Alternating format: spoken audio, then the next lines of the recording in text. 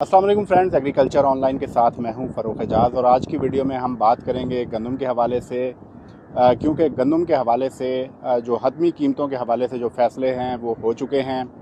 वफाकी और चारों सूबाई हुकूमतों में इत्तफ़ाक़ राय हो चुका है गंदम के हवाले से।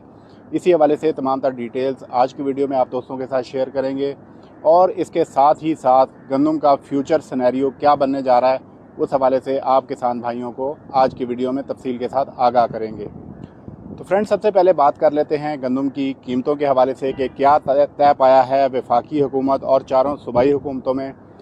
तो इस हवाले से आपको आगाह करने से पहले मैं थोड़ा सा इसका बैकग्राउंड आपको बताना चाहूँगा ताकि आपके नॉलेज में हो सारी चीज़ें, क्योंकि हमारा मकसद आप किसान भाइयों को आगाह करना भी होता है कि फ़ैसला साजी जब होती है तो उसमें क्या क्या मराहिल जो हैं वो हो रहे होते हैं।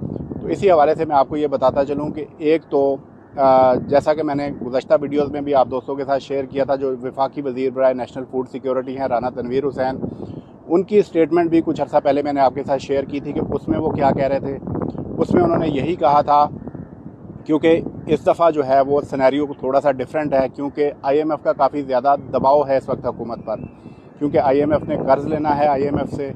तो इसलिए IMF की डिमांड्स काफ़ी ज़्यादा एग्रीकल्चर सेक्टर के हवाले से इस साल जो हैं वो ऐड की गई थी, जिसमें सबसे बड़ी शर्त ये थी कि एक तो एग्रीकल्चर सेक्टर पर टैक्स आयद किया जाए और दूसरा ये था कि हुकूमत जो है वो गंदम समेत तमाम जो क्रॉप्स हैं उनकी सपोर्ट प्राइस मुकर्रर ना करे और उसको ओपन मार्केट पर छोड़ दिया जाए। ये मेजर डिमांड्स थी एग्रीकल्चर सेक्टर के हवाले से। और इसी हवाले से मैंने कुछ अर्सा पहले आपको वज़ीर बराए नेशनल फूड सिक्योरिटी की स्टेटमेंट भी दिखाई थी। अब मैं दोबारा आपको वो नहीं सुनवाऊंगा, थोड़ा सा वैसे आपको रिमाइंडर के तौर पर बता देता हूँ कि उसमें उन्होंने ये कहा था कि उस वक्त उन्होंने ये कहा था कि दिसंबर में IMF का वफ़द जो है वो पाकिस्तान आएगा। और वज़ीर बराए national food security Rana Tanveer Hussain का ये कहना था कि वो IMF के वफ़द को ये कायल करने की कोशिश कर रहे हैं कि एक साल के लिए गंदम की सपोर्ट प्राइस देने दी जाए, क्योंकि गुज़श्ता साल आपने देखा कि गंदम की सपोर्ट प्राइस हुकूमत नहीं दे सकी थी और कोई भी सपोर्ट प्राइस मुकर्रर नहीं की गई थी। गो के पंजाब हुकूमत की जानिब से सपोर्ट प्राइस मुकर्रर की गई, लेकिन उस पर भी इम्प्लीमेंटेशन नहीं हो सकी थी। तो इस दफ़ा राना तनवीर का जो स्टेटमेंट मैंने आपको सुनवाई थी उसमें उन्होंने यही कहा था कि वो IMF से बात करेंगे कि एक साल के लिए छूट दी जाए, ताकि किसानों का भी जो नुकसान गुज़श्ता साल हुआ है उसको भी किसी हद तक जो है कंपनसेट किया जा सके। लेकिन IMF जो है वो अपने इस मुतालबे से कतन पीछे नहीं हटा। दिसंबर में IMF के वफ़द ने आना था, लेकिन वो नहीं आए, क्योंकि एग्रीकल्चर सेक्टर से रिलेटेड जो चीज़ें थी, जो डिमांड्स थी, वो पूरी नहीं की जा सकी थी। और अब आपके सामने है तमाम तर सिनेरियो के चारों सूबों से जो एग्रीकल्चर टैक्स हैं वो उनके बिल जो हैं वो पास हो चुके हैं।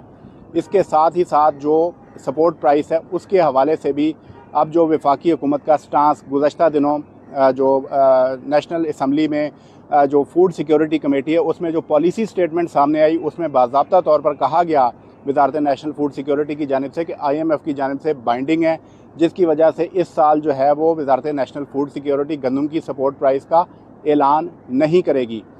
इस पॉलिसी स्टेटमेंट के बाद वज़ारत नेशनल फूड सिक्योरिटी की जानिब से चारों सूबों से भी रब्ता किया गया और उन्हें अपनी इस पॉलिसी स्टेटमेंट के हवाले से और IMF के साथ जो कमिटमेंट्स हैं, क्योंकि IMF के साथ जो कमिटमेंट्स होती हैं वो वफाकी हुकूमत जो होती है वो बराह रास्त वफाकी हुकूमत जो है वो IMF के साथ इन्वॉल्व होती है, ना कि सूबाई हुकूमतें। सूबाई हुकूमतों को कायल करना और उसका पाबंद बनाना जो है वो वफाकी हुकूमत का काम होता है। तो इसीलिए IMF के साथ जो कमिटमेंट्स हुई हैं उसमें ये कमिटमेंट हो चुकी है और उस कमिटमेंट को फुलफिल किया गया है और कि गंदम की सपोर्ट प्राइस जो है वो मुकर्रर नहीं की जाएगी और इसके साथ ही साथ ना ही गन्ने की और ना ही कपास की सपोर्ट प्राइस मुकर्रर की जाएगी। और इस जो पॉलिसी स्टेटमेंट है इसी हवाले से आगाह भी किया गया चारों सूबों को और चारों सूबों ने इस पर एग्री कर लिया है। अब चारों सूबे भी गंदम की, कपास की और गन्ने की सपोर्ट प्राइस मुकर्रर नहीं करेंगे।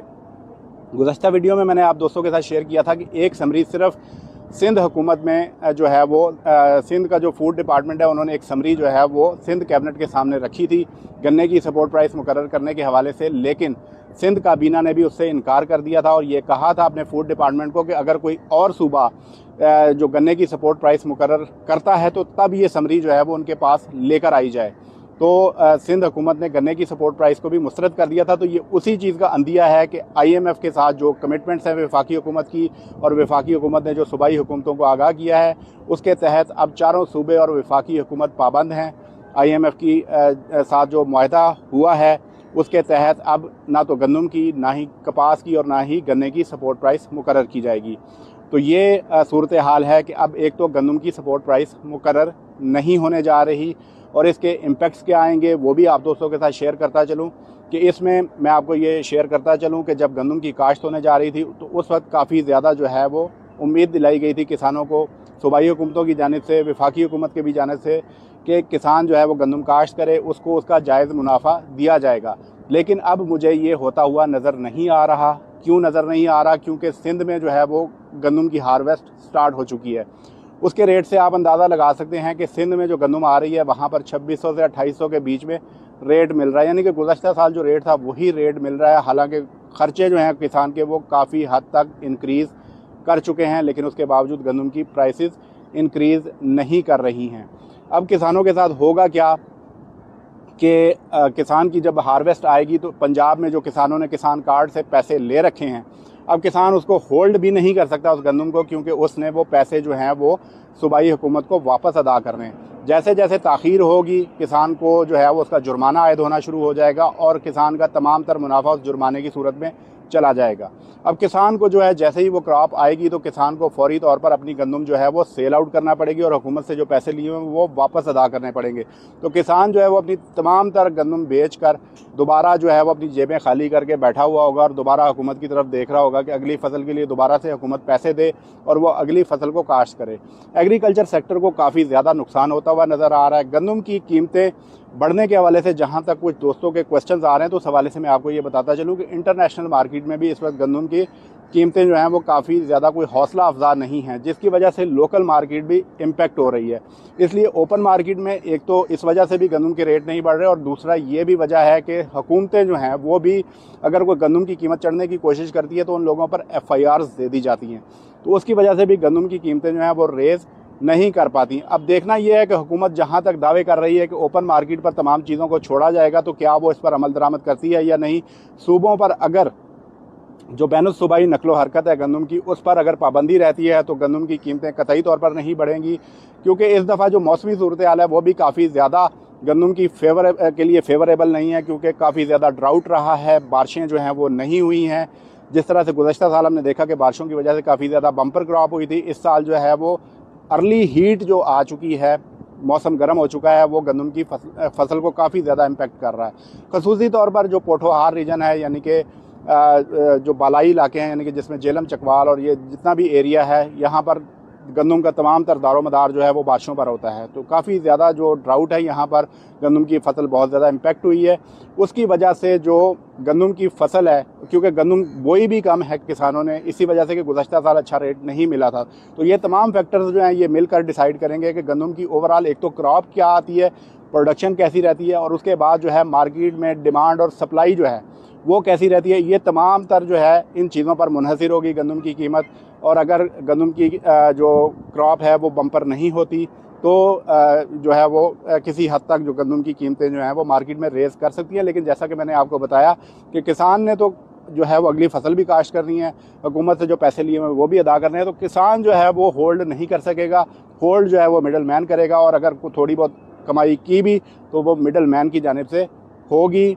और ये तमाम तर सूरत हाल है गंदम के हवाले से। मज़ीद भी जो अपडेट्स आती रहेंगी वो आप दोस्तों के साथ शेयर करते रहेंगे। नेक्स्ट वीडियो तक के लिए हमें इजाज़त दीजिए। अल्लाह हाफ़िज़।